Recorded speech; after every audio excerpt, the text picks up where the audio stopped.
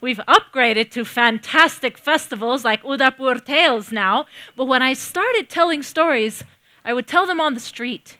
There's a school for storytelling and oral narration in Colombia, and when I found out that it existed, I said, how did I not know about this before? I've always loved stories. I never knew you could be a storyteller. So I signed up for the school, but in the third semester, I got distracted by a friend who said she wanted to travel all through Central America. Did I want to come with her? Yes. Now, we were, of course, young, broke, full of adventure, and so we set off to hitchhike from Mexico to Colombia without money. And what we would do is that I would come to a park, I would approach random strangers sitting on a bench with a colorful dress, a great big smile, and I would say, I have come all the way from Colombia to tell you a story. Would you like to hear it? Now, more often than not, in Latin America, people are open and friendly. They would say yes, and that was how we traveled, bit by bit, all the way back home. It was a grand adventure, but we have it easy. Easier now even than back then. I mean, now we have cell phones and contacts and Google Maps, for goodness sakes. The real adventurers were the ones whose maps were made of paper. And on the edges of those maps, in fine, elegant script, it said, "Here be dragons." And the real adventurers would be the ones who would walk right into those dragons and keep on walking right off the map. And I have a story about one such adventure. And I've come all the way from Colombia to tell it to you. Would you like to hear it? Yes. All right then. So, I say creak, you say crack. Creak! Creak! Creak. Back in 1587, when the brave new world of America had just been discovered, a swashbuckling European adventurer set together an expedition. He amassed a fortune, he hired the very best team of indigenous guides, and he planned everything to the very last detail, because he was going to go where no man had ever gone before. Well, no white man anyway, because as we all know, those are the only ones that count. Now, he hired the very best indigenous guides to take him deep, deep, deep into La Manigua, the jungle, to map out the mighty Amazon River. In the meantime, all of his Spanish compatriots, the conquistadores, they were off wasting time searching for El Dorado, that mythical city made entirely of gold. But not him. He was a rational, intelligent man. He was not going to waste time on such nonsense. He was a man of science. As you may have guessed, he was British. Now, be careful what you wish for, because they actually ended up going so deep into the jungle that the indigenous guides got lost.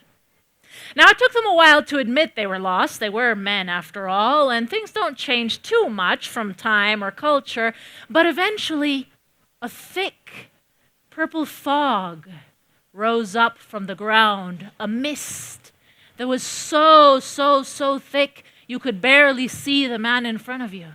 And they spent hours slashing their way through the jungle with machetes, only to realize that they had come full circle and ended up right back at the same place where they had made camp the night before.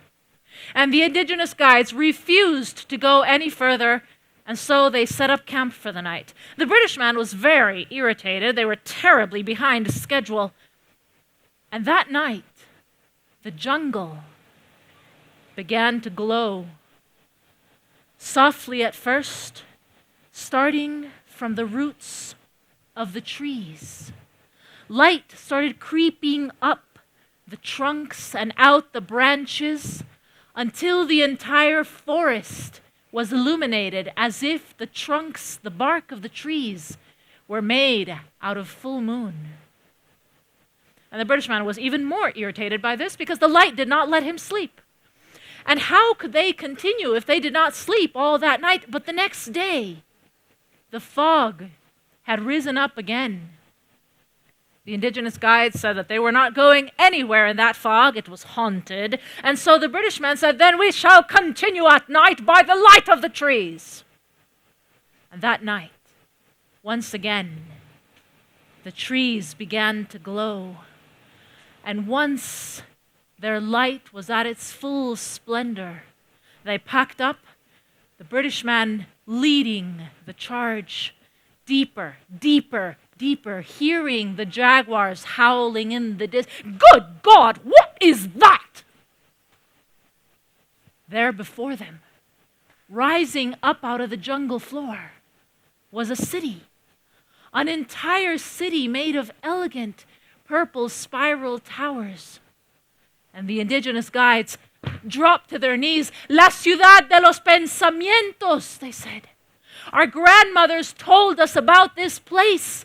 This is the place where all your dreams can come true.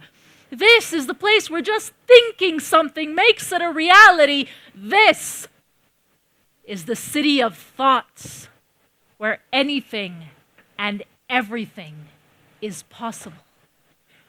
What? Said the British man. The city of thoughts? Nonsense. And the city disappeared. The end.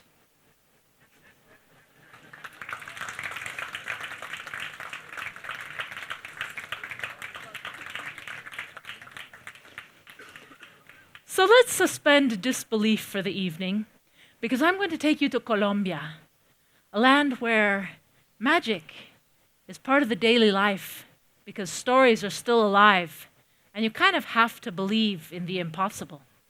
For example, the glowing trees.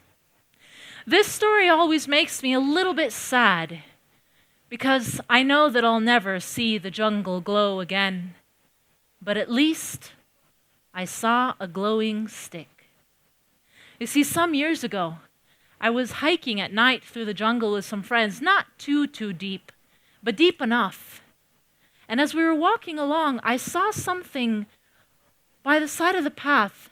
And at first I thought it was somebody's flashlight that they had dropped, but no, it was wood. And it glowed with its own light as if it were made out of full moon. Nobody else really paid any attention to it. Everyone was tired from the hike. And afterwards, when I tried to look up what it was that I had seen, all I found was that it was completely impossible for plants or trees to let off their own light, to have bioluminescence. You could find that in some fish and lightning bugs, but not in plants. However, time later, traveling again around this wide, beautiful, wild country of Colombia, I spent the night at an indigenous reservation of the Emberá people, the ones who make these beaded jewelries.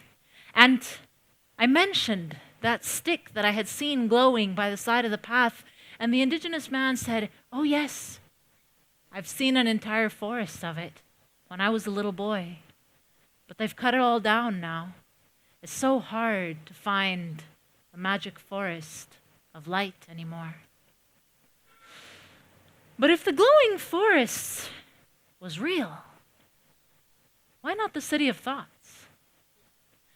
Now, when I was growing up, you couldn't travel the way I do now.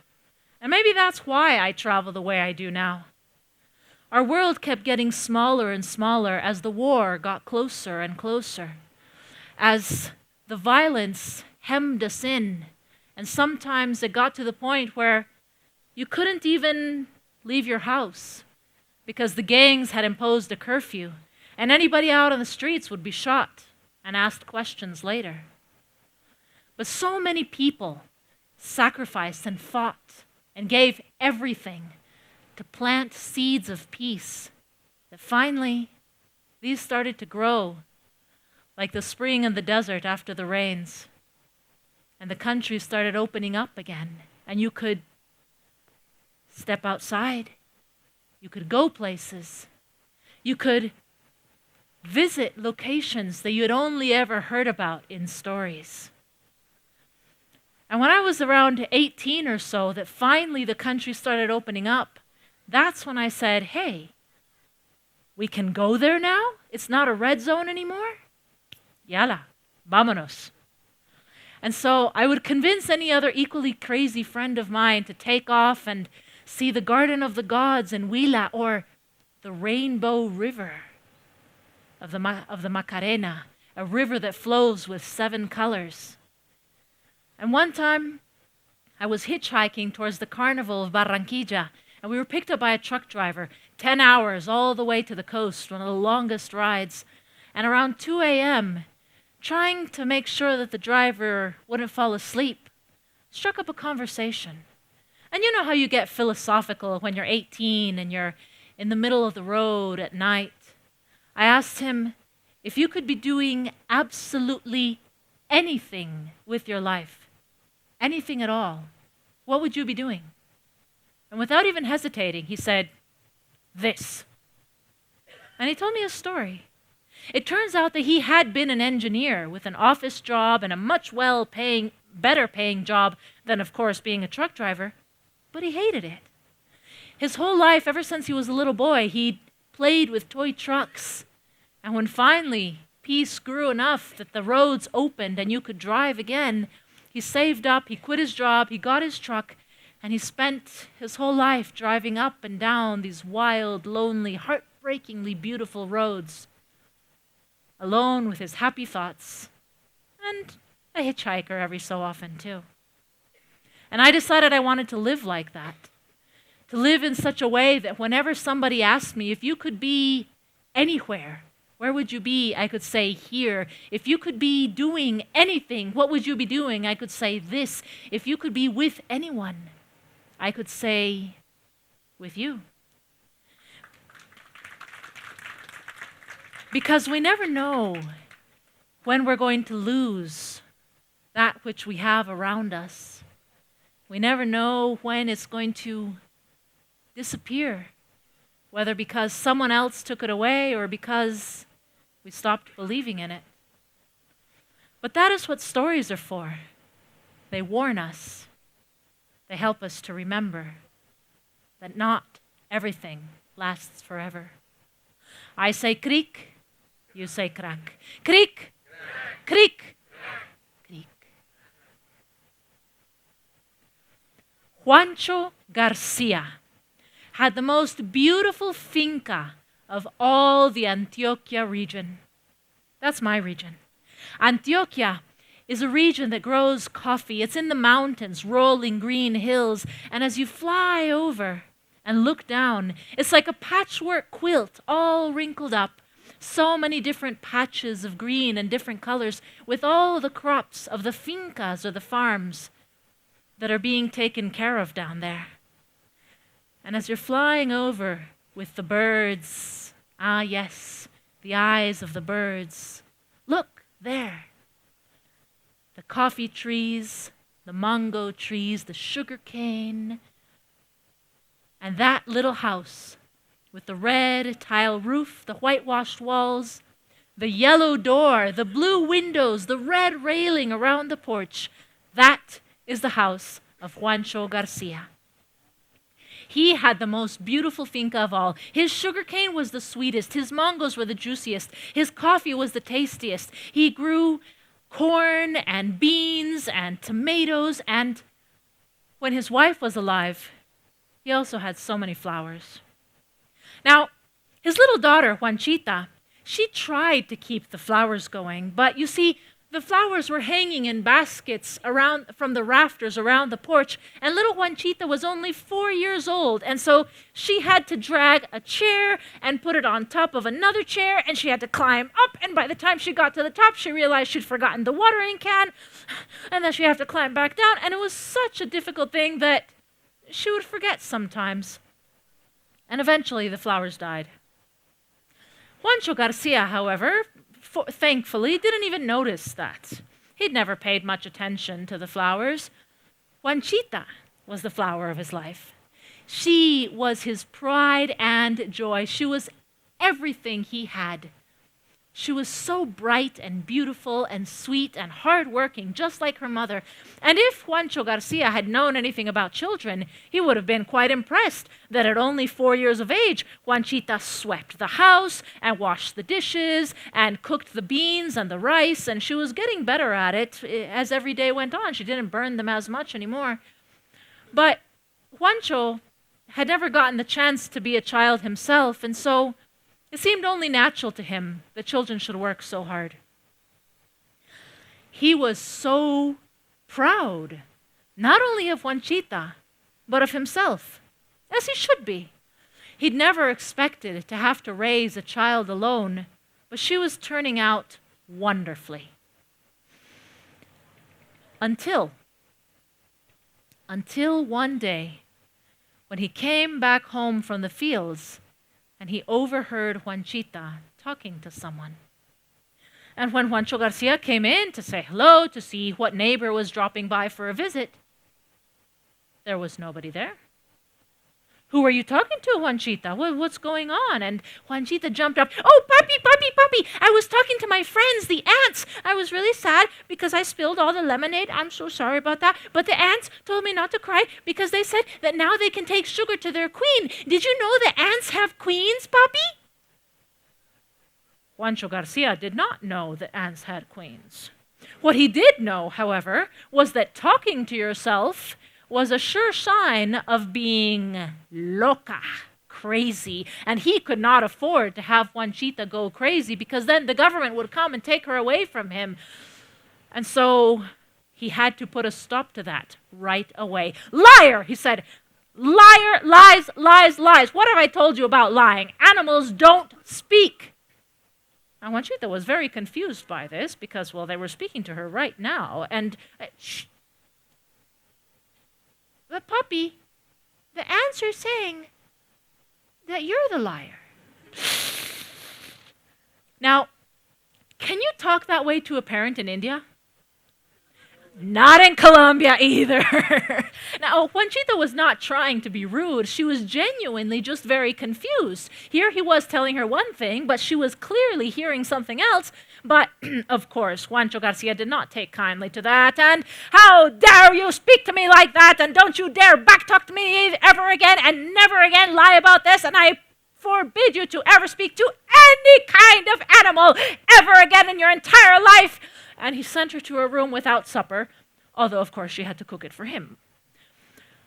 And after that, Juanchita, well, she was a very obedient girl, and so she didn't talk to the ants anymore. In fact, she didn't talk much of all anymore. She didn't sing while she was washing the dishes. She didn't even smile that often. And Juancho Garcia felt relieved that he was doing a good job, and that he was finally raising a practical, sensible, and above all, obedient girl. That is, until the day of the most beautiful sunrise in history. That morning, the birds were making an especially terrible racket, chirping and squawking and screeching, and Juanchita burst into his room. Papi, can I go flying with my bird friends? Please, please, please, please, please. They're telling me it's the most beautiful sunrise that they've ever seen, ever in history, but but you can only see it from the other side of the hill, and I won't be able to run there in time. But please, can I go flying with them, please? It'll only be 15 minutes, and then I'll come right back in time for breakfast. Please, please, please, Papi, can I go with them, please?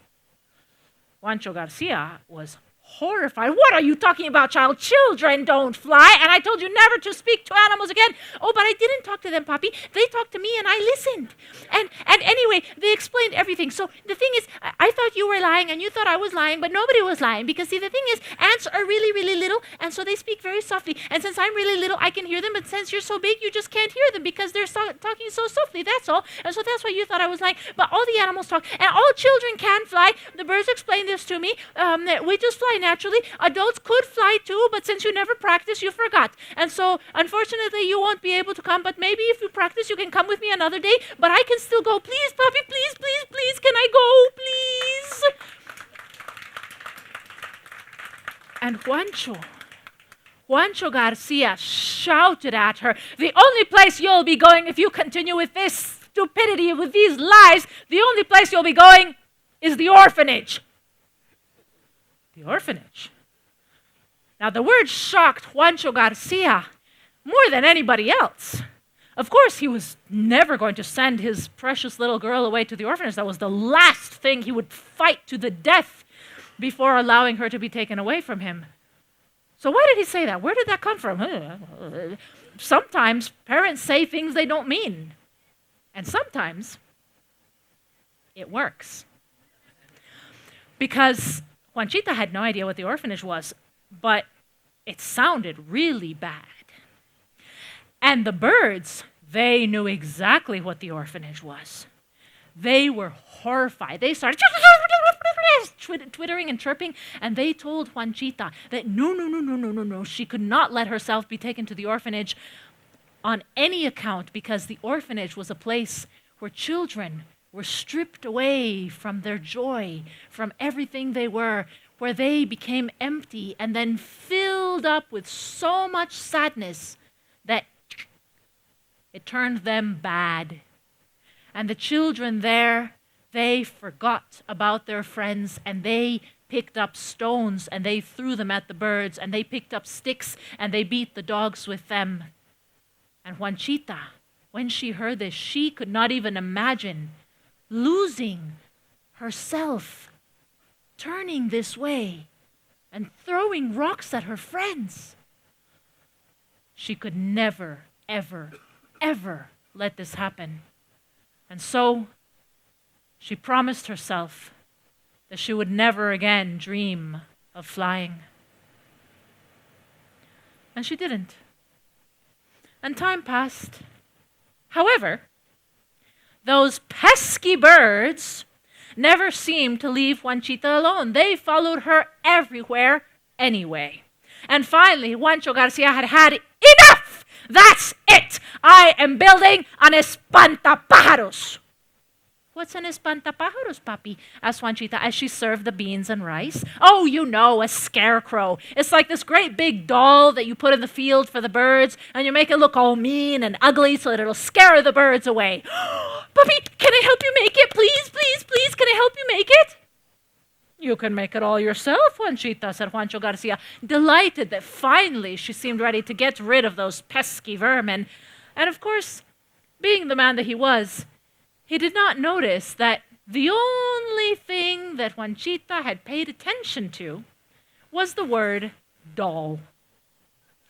And so Juanchita cleaned up lunch as fast as she could, and then she ran to the shed and she grabbed Papa's second machete, the old rusty one. It was really heavy, and she dragged it all the way to the sugarcane field, and there she chopped down the sweetest stalks of sugarcane and dragged them right into the middle of the garden and stuck them in. Okay, 1, 2, here are the legs, and then she tied them together, and then the arms and tied them together, and there was the body of the doll who was getting started. Oops, but it was naked. She needed clothes for it, and so, still dragging the machete, she raced to the top of the hill, and there, sliced off a piece of the rainbow and wrapped it around that bright, beautiful doll in the center of the garden so that it had a shining, shimmering cloak. Ah, very, very proper. Now, of course, she needed a head, but the sun was starting to go down already. Oh, she had to make dinner. Well, she did that as fast as she could, didn't even let the beans burn or undercook the rice a bit, but she cleaned up as fast as she could, and then she raced back outside. Aha! Now it was time for the head of her doll. And she ran up to the top of the hill again just in time, and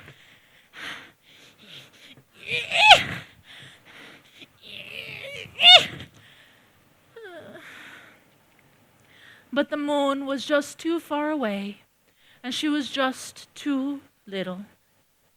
Oh, but then she remembered there was a second moon at the bottom of the pond. Well, she raced down to the bottom of the hill. She jumped into the water, getting her skirts all muddy, and pulled out the moon, which had been trapped underwater for long enough, certainly, and kept trying to escape from her hands and go back up into the sky. Come back here! And she put the moon right on top of the espantapajaros, and to make sure it didn't go away, she tied it down with Papa's best hat.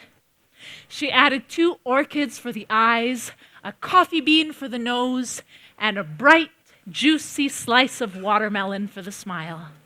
And now the espantapajaros was ready. But it wasn't an espantapajaros. It was a llamapajaros, not a scarecrow, a call crow. And it called in birds from all over the world. Now the first ones, of course, were the lechuzas, the owls, the nighttime birds who had been watching Juanchita work through the night very curiously. I don't know what it's like in India, but in Colombia, we love chisme, gossip. We want to know what's going on all the time. And so the owls have been watching Juanchita. What are you doing, Juanchita? It's for you, she said. I made this doll for you. And my papa told me that I needed to make the doll for all my bird friends. And so I think if he wants me to make a doll for you, then that means he likes you now. And I can talk to you again because he wouldn't tell me to make a present for you if he didn't want me to talk to you, right? So it's all ready. Do you like it? It's for you and for all my bird friends. Really, Juanchita? Very nice. Just for us? And the wind was blowing through the sugar cane, and it sounded like sweet, sweet flutes. Oh, very nice, Juanchita. And for all my bird friends, go and call the others. Call them. Very nice, yes. Hummingbird. Wake up. Now, the daytime birds were very upset and very grumpy at getting woken up in the middle of the night. But when they saw this luminous, singing, beautiful scarecrow, espantapajaros, there standing in the middle of the garden, and they knew that it was a present just for them. Oh, well, they got very excited, and chisme, the gossip, spread all over.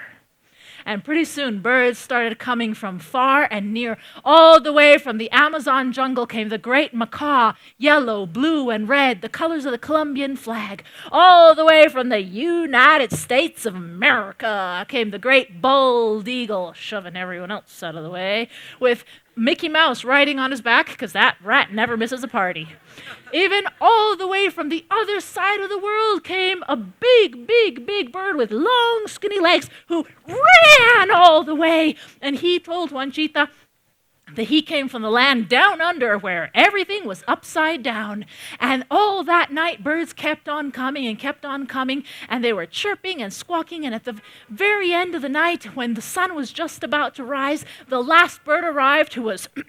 He had taken the time to get himself ready. He was very elegant in a tuxedo, and he popped up right out of the pond because he didn't fly, he didn't run, but he could fly underwater. And he came right over to Juanchita and introduced himself.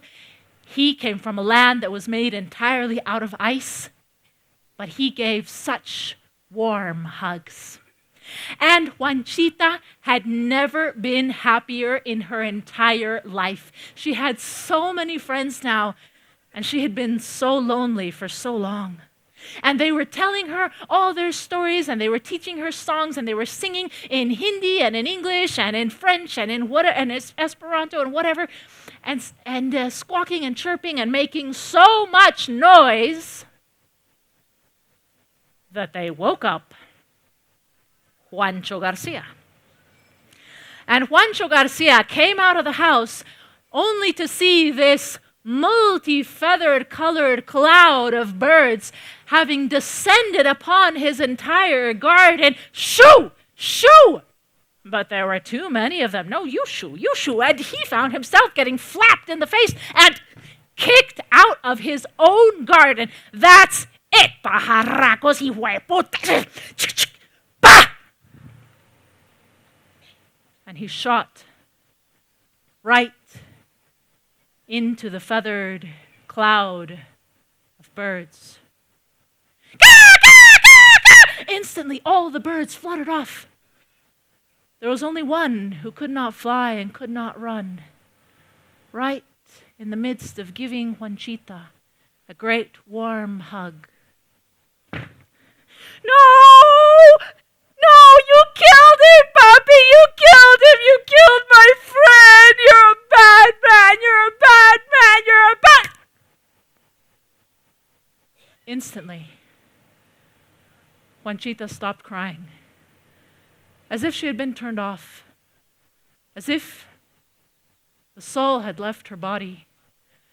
And Juancho Garcia was inundated with the visceral terror that in that instant he had lost his little daughter forever. But he was a strong and brave man who did not know fear, and so he didn't recognize the feeling and just thought it was anger, and almost hit her again. Go to your room and pack your things. I'm taking you to the orphanage. First thing, go! No, he wasn't taking her to the orphanage. Of course not. But he didn't know what else to say. He said it because he was angry. He said it because he was afraid. He said it because he wanted her to start crying again, to come back, to not look at him that way, to say she was sorry, to beg to please let her stay, that so that he could say, all right, he would let her stay under the condition that she would be obedient and all that. But she didn't start crying again. She just let go of the body of the broken bird and turned around and walked away. And she didn't look back. Ah!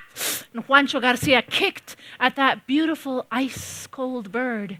But just at that instant, the sun peeked up above the hill behind the house, and its rays illuminated the garden.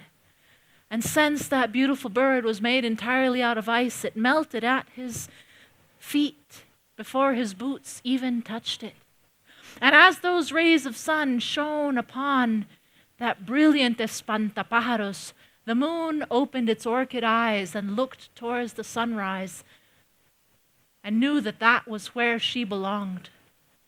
And the espantapajaros flapped its rainbow wings and took off into the sky, sugarcane, moon, hat, bright, juicy watermelon smile and all.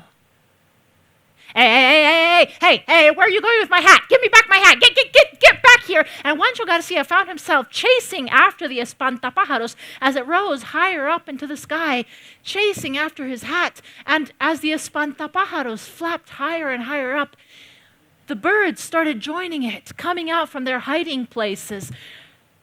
And as they swooped over Juancho Garcia's house, another figure joined them from out the window. A teeny tiny little girl, flapping her arms as fast as she could. Because of course, Juanchita never lied.